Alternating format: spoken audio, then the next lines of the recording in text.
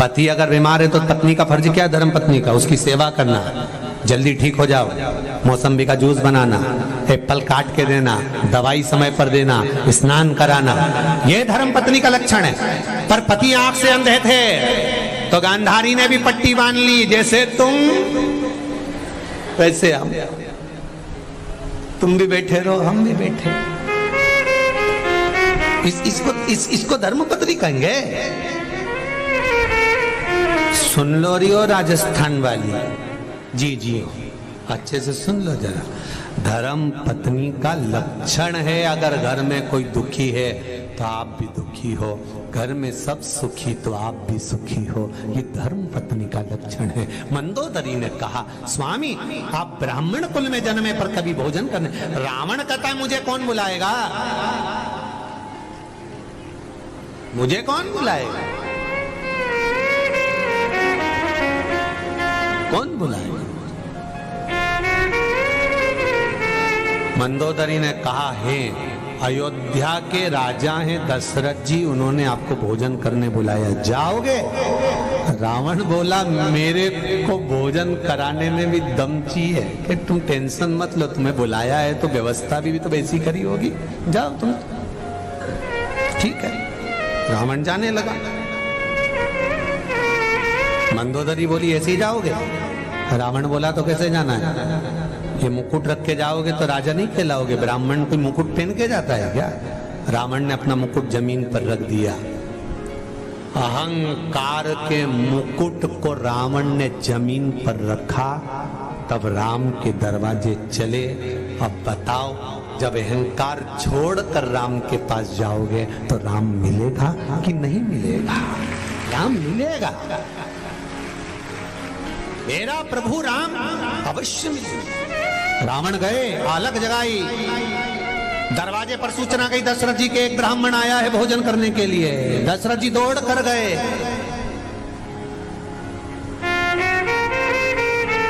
दौड़ कर गए,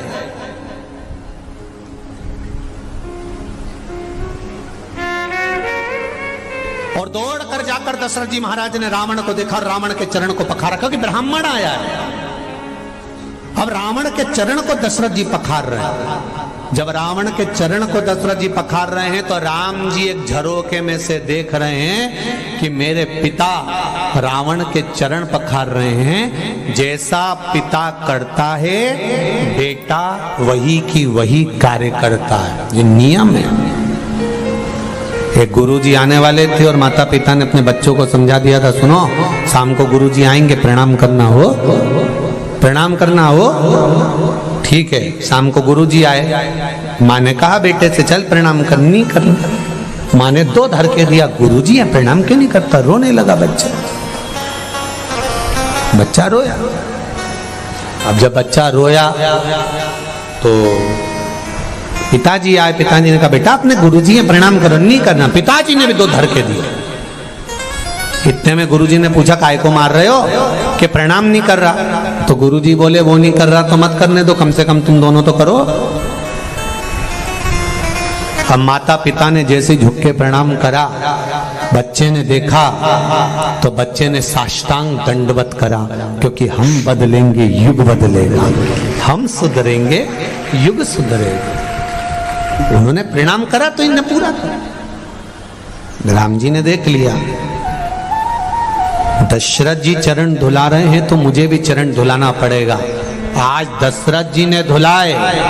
जब रामेश्वर धाम की स्थापना हुई, कोई विद्वान पंडित नहीं मिला, तब हनुमान जी लंकाधिपति रावण को लेकर आए थे और रावण ने पूजन कराई थी। जब रावण ने पूजन कराई तब राम जी ने रावण के चरण धोए तो रावण ने आशीर्वाद दिया, विजय भव।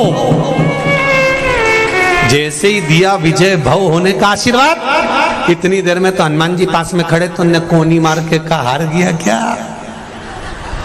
रावण बोला हारा मारा नहीं हूं, मैं जिस जगह पर खड़ा हूं गुरु की गादी है, गुरु की गादी पे मर्यादा में रहना पड़ता है। गुरु के चरण धुलाए हैं इसलिए गुरु ने आशीर्वाद दिया है। युद्ध के मैदान में तो भले मर जाऊं पर लड़ूंगा जरूर, चाहे कुछ भी हो।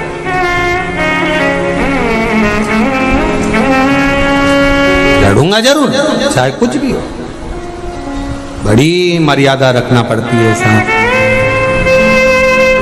मंदिर में अगर पूजन कर रहे हो और खुद की धर्म पत्नी भी अगर दर्शन करने आई है तो जो आरती पूजन कर रहा होता है, भले वो ब्राह्मण हो, पंडित हो, पुजारी हो, उसको ये स्मरण करना पड़ता है कि यहाँ पर मेरी पत्नी नहीं खड़ी है, एक भगवान बालाजी का दर्शन करने के लिए एक दर्शनार्थी खड़ा है। उसे कोई मतलब नहीं। बेटा भी आया तो दर्शनार्थी है, पत्नी भी आई तो दर्शनार्थी है, पिता है तो दर्शनार्थी है। जब तक वो बालाजी सरकार के पास में है, जब तक वो बाबा के पास में है, जब तक वो परमात्मा के पास में है, तब तक वो बेटा नहीं, तब तक वो पति नहीं, तब तक वो 1008 संत श्री मोहनदास महाराज है। जब तक वो अंदर है तब तक वो परमात्मा का स्वरूप। उसे कोई मतलब नहीं कि तुम कौन हो, उसकी भक्ति। चरण धुलाए, रावण अंदर गए, भोजन करने के लिए पूछा, बोलो ब्राह्मण देवता भोजन बनाएं, भोजन की तैयारी करें। क्या बनाएं आपके लिए? ब्राह्मण से हमेशा पूछ के भोजन बनाना चाहिए। खीर बनाऊं, हलवा बनाऊं, पूड़ी बनाऊं, क्या बनाऊं? बताओ, तुम बताओ, मैं बता दो, बोलो। रावण ने कहा, एक शर्त पर भोजन करूंगा। क्या? भोजन अगर सीता बनाएगी तो करूंगा, नहीं तो नहीं करूंगा। अब जाकर सबने सीता जी से कहा, जानकी जी भोजन बनाओ। सीता जी बोली, मैं भोजन क्यों बनाऊं? अभी तो मेरे हाथ की मेहंदी नहीं छूटी है। ऐसा सुना है पहली बार अगर बहू भोजन बनाती है तो अपने पितरों को जिमाती है, ससुर सास को जिमाती है या पति को जिमाती है। ना तो ये मेरा पितर है, ना ये मेरा ससुरा है, और ना ये मेरा कोई, तो मैं भोजन क्यों बनाऊं? विश्वामित्र जी ने कहा, जानकी ब्राह्मण जब भोजन करता है तो वो घर के पूर्वजों के भाव से करता है, या पितरों को मानकर भोजन कराए बनाइए। सीता जी ने भोजन बनाया, रावण ने भोजन करा। दशरथ जी थाली लेकर आए तिलक करने के लिए, और दक्षिणा मांगो। क्या दूं मैं आपको? लो दक्षिणा मांगिए। रावण कहता, सुनो दशरथ जी महाराज, जिसके कारण मैं भोजन करने आया हूं, जिसने मुझे भोजन बनाकर खिलाया, दक्षिणा भी वो ही देगी, उसको बुलाओ। कौन? बोलो बोलो, जम के बोलो। सीता, बुलाओ उसको। माता जानकी आई, सिर पे पल्लू, हाथ जोड़कर खड़ी है। बोलिए ब्राह्मण देवता, दक्षिणा क्या दूं मैं आपको? बोलो क्या दूं मैं दक्षिणा? बताओ आप, क्या दिया जाए? रावण कहते हैं, सीता को देखा ऊपर से नीचे तक और देखकर कहा, जो मांगूंगा सीता वो तुम दे दोगी?